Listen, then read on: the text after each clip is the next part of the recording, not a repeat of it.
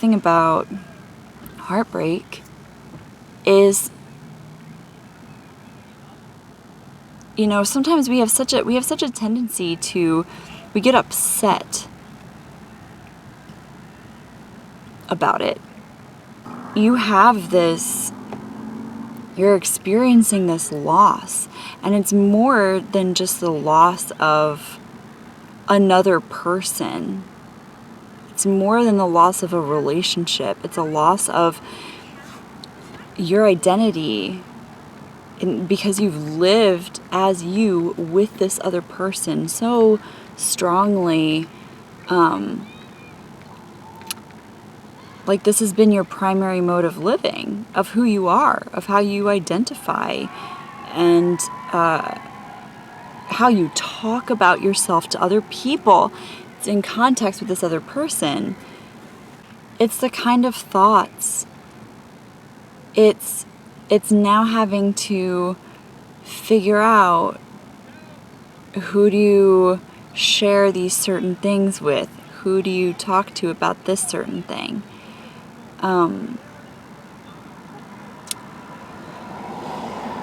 Just filming in a busy park. Nothing to see here. So yeah, so you go through this grieving process, right? And I feel like if you, like, regardless of when you grieve, you're going to. So when it happens, give it attention, right? Like, it can be really, really painful to grieve because you are actively experiencing that loss, that pain, that discomfort, those memories. But it's so necessary. It's so necessary in order to move forward and be able to define yourself with the present and the future. Because eventually enough time is going to pass. And these events aren't going to be as intense as they are right now. You have to allow yourself to feel these things. It's crying, it's being upset, it's being confused, it's not knowing what you want or what you need. It's that desperate clawing at nothing feeling, right? It sucks. But it's not going to last forever. And you know that if you just let yourself feel these things, you'll move through them. It'll pass through you. Something else is going to happen to you. Someone's going to call you. You're going to fall asleep. You might just have another random thought. You're not going to be in these spaces forever. But when they're there, be in them. Be in that discomfort and allow yourself to let go and move on. And when you are in these feelings, when you are grieving, this is different than just wallowing forever, right? Because at some point, you need to move. We don't,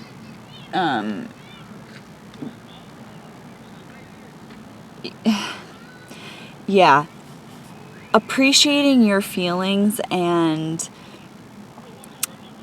being where you are is incredibly important. But then once you've felt it and once you have really dealt with your pain, then it's time to move. And it doesn't mean that this pain is just going to like poof, be gone forever. Absolutely not. Heartbreak sucks. Grieving sucks. And it doesn't just leave. It doesn't just stop. We're human. We run into situations. We hear a song that reminds us of this thing or this person. You know, we miss those happy, beautiful times. As time passes, maybe you think of those more than you think of the upsetting things, and that might make you cry because you miss them. And the grieving process is, while I say you grieve and you move on, I also mean you can grieve later.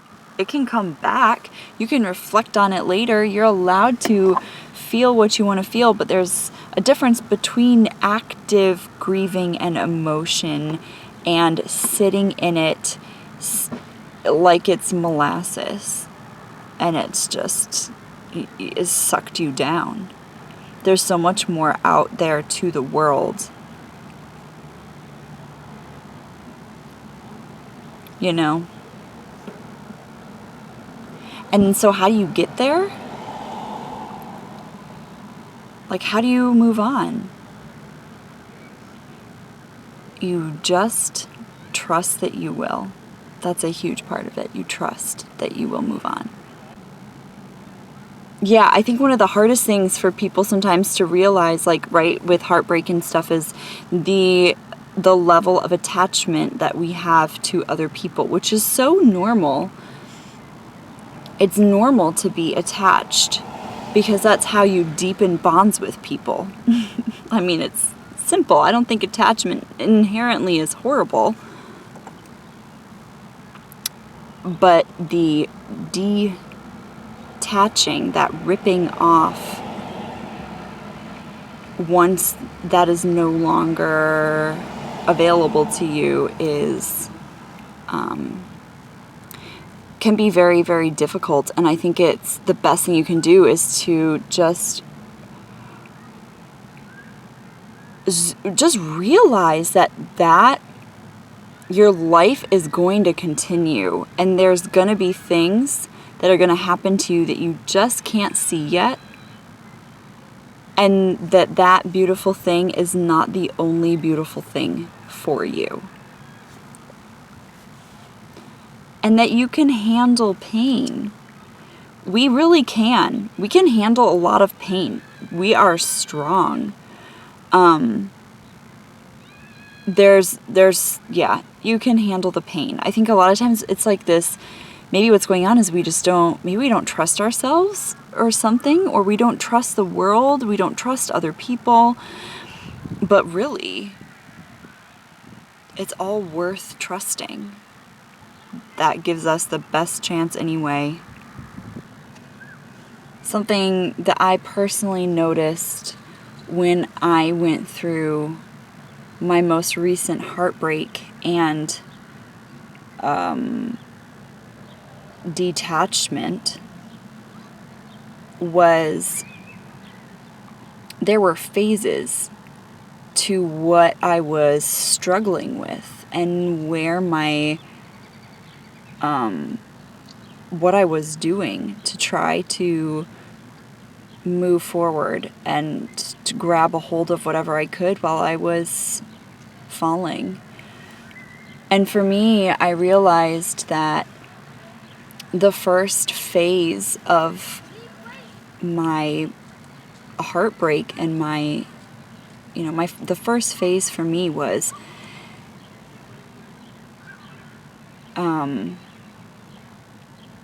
figuring out who my support system was. Not just my friends, not just the people who are in my life or who I hang out with, but who my support system was. Who's there for me? Who would actually stop what they're doing and be there if I needed them? Who were the people who were asking me how I was doing? And who were open to having a conversation with me? Who could set themselves aside and their emotions and their fears surrounding this or whatever, however they felt affected, who could set that aside and tend to me? That is what I would consider my support system. And I would consider those people support for anyone going through something like this. The people who will, within reason, tend to you during a time of crisis. That was huge for me. Because I think, especially as a 9, I had over attached to my partner. and I had not neglected, and I also don't, it was very hard for me to tell people what was going on because I didn't want other people to like feel bad. I didn't want people to feel burdened by it. I didn't want people to feel sad for me. I like just kind of wanted to deal with my own shit, and I realized that that was not sustainable and that that wasn't healthy. And that I needed to reach out to people and I needed to be honest and live my truth of what the fuck was going on in my life, right? Live your truth. And however anybody feels about that is out of your control, and it ultimately doesn't matter. So, anyway, so that was my phase 1. And I didn't realize that while I was doing it. I was like, oh, I'm just trying to, I'm like grieving or whatever. But what I think, honestly, really what I was doing is trying to find a support system so that I fully could grieve and be held in the process. So once I had figured that out, then I understood that I was in full grieving mode. And then that was a totally different thing. And like I said, it's, then the grieving is all kinds of things. And honestly, it's very important because it helps you, while it's very, very painful, it's helping you rebuild yourself. It's helping you look at yourself, look at your life, look at your priorities, look at your decisions. You are doing a full inventory on you. That's hugely beneficial. It's not the best, it's not an enjoyable way necessarily to go about it, but there's a lot of value in it. And that's why I say, like, take advantage. What you're feeling, feel it and let it move through you. Let it exist. There's no shame in reacting to something, however you react.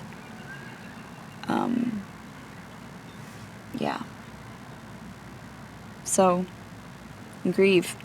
And then, how do you move on from grieving? How do you move on? You just do.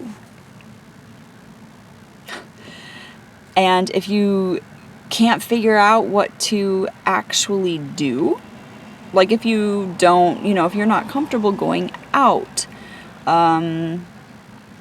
or taking up a new hobby, or, there could be a number of things, right? When we think of moving on, it's like, okay, I have to do something. Not necessarily. Like, time itself is enough to move you. And a lot of times when we're so uncomfortable, we don't want to be in a place for an extended period of time, right? So you're fidgeting internally. You're like vibrating. You want to get out. You want to move. And you will eventually. But for a while, be okay with that space. That's that grieving. And over time you move, the time you spend in that space decreases, and your time thinking about other things and engaging in other things, thinking about other people more than your pain, those things start to outweigh those trapped, kind of lost, confused, alone sensations. That's going to happen. Time alone will do that to you. And then other things, right? So as time passes and as your thoughts start to shift, your activities will start to shift. You'll go out into the world more. You'll start engaging in things you like more. You'll start to get excited about yourself and your life again, and possibilities. And that might not stick around forever, but you'll see glimpses of it, and eventually it will be your reality. That will be your full-blown existence, is this whole new thing. So just keep going. You're not alone. No one's ever alone. There's people everywhere, you guys. I'm surrounded by people right now. And you know what is amazing? Is you can go up to so many people. You can start a conversation. People want to connect. You're not alone. So, anyway, yeah. Kind of a sad video, but also like you're gonna, I don't know, you're gonna be fine. Trust yourself. Trust that you can handle this pain. And you can handle whatever's gonna happen next in your life. You can do it. You've got a world around you. If you are going through heartbreak and you really want to have a good cry, I recommend listening to the song Time by Greta Ray. It's beautiful and sad, and I mean months after my recent splitting, I found this song and it made me cry every time I listened to it. You know, those people in our lives that were so special to us, they don't just go away from our memory and from, you know, they're implanted somehow. It's not, the goal isn't to dig them up and bury them. Wait.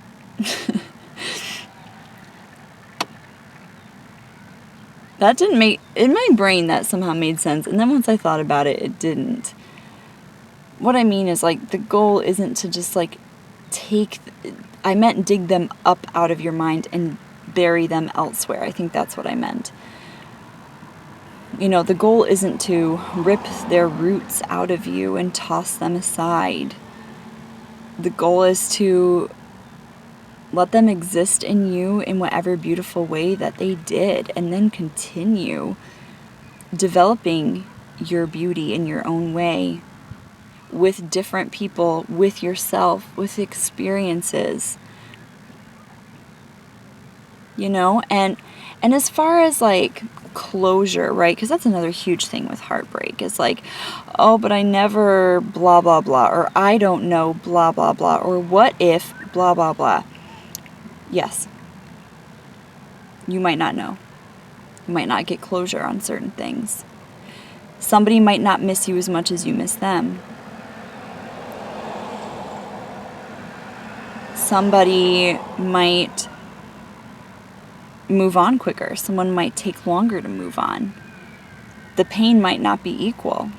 The information exchange might not be equal. That's just how it is sometimes.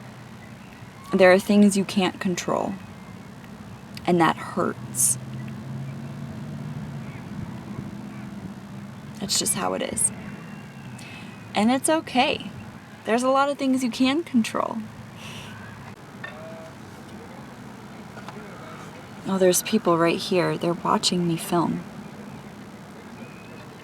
It'd be cool if they came over here and I could be like, do you want to be in my video?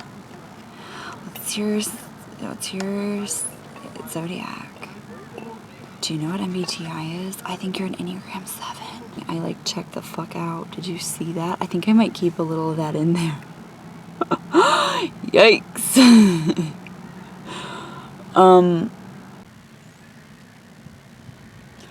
As Radiohead once said, everything in its right place.